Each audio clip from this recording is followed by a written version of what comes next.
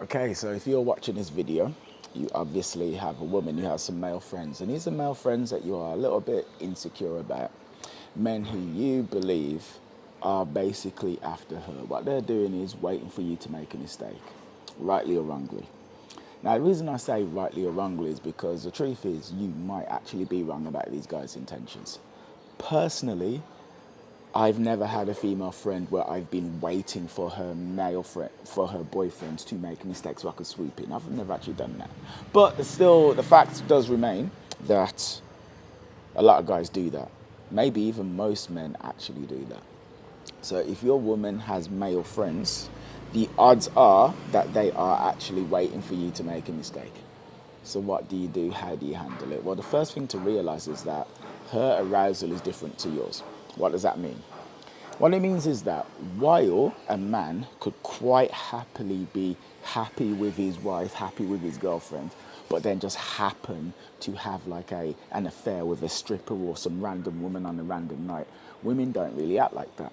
So for your woman to get with one of her male friends, it would be something that would grow over time as a result of her slowly becoming dissatisfied with you. It wouldn't be like a one-off thing like that at all.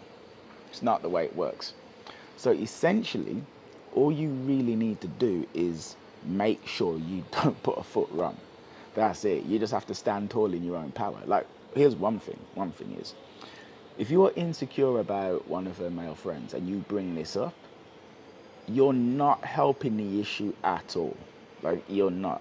So by actually trying to get her to not see this man, or by trying to like create a weird environment, or by trying to, I don't know, like just by making the whole thing weird, all you're doing is revealing insecurity. Now, if you reckon that this guy's actively trying to get with her, let's say this man's actively trying to get with her, and you have reason to think that, that's one thing, right? So if you think this man's actively trying to get with her, and you're like, yo, bro, like, you cannot get, you can't talk to this guy anymore because I do not like the fact he does this, this, this, this, and this, then I would say stump your foot down in it and establish a boundary. That's what I would say. But if the man is actually like just being a friend and you have no real tangible reason to say that she shouldn't speak to him other than the fact that he's a man who you believe because you're a man actively wants to have sex with her at some point, you're just making yourself look like a fool by actually doing that. And again, if she's friends with this guy before she met you, then she's probably not going to stop. Anyway, the basic point is this. You, by bringing up fears and insecurities, or by making a situation weird, you are just making things weird for yourself and you're just lowering her attraction in you. If you have no reason to want to try and pull her away from him, no tangible reason, then you can't and shouldn't do anything because it's just going to make you look like a fool and make her want you less. So the thing to do is to just be as confident as possible. Let it roll off your back like water from a duck.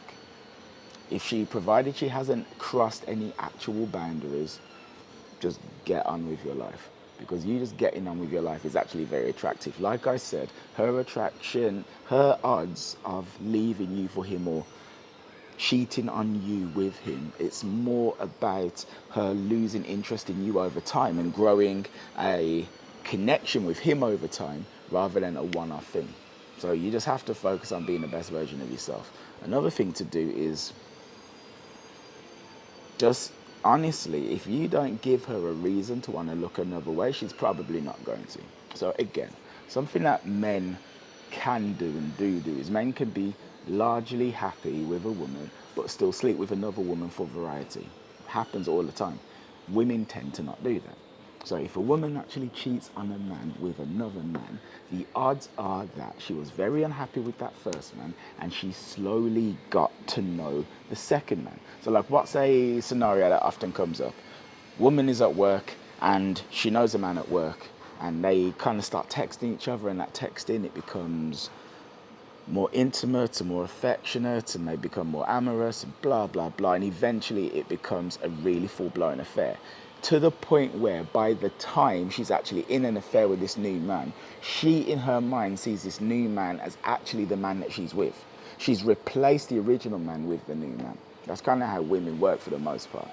So you just have to stay on top of your P's and Q's. So what does that mean? Well, it means that, number one, people enter relationships with a list of subconscious and conscious wants and needs, right? So what does she want and need? Honestly, you just give her her wants and needs. So what are her love languages? Does she require physical touch? Does she require acts of service? Does she require intelligent, thought-provoking conversations? You just make sure you're hitting all of her love languages. Are you giving her great sex? Is the sex good?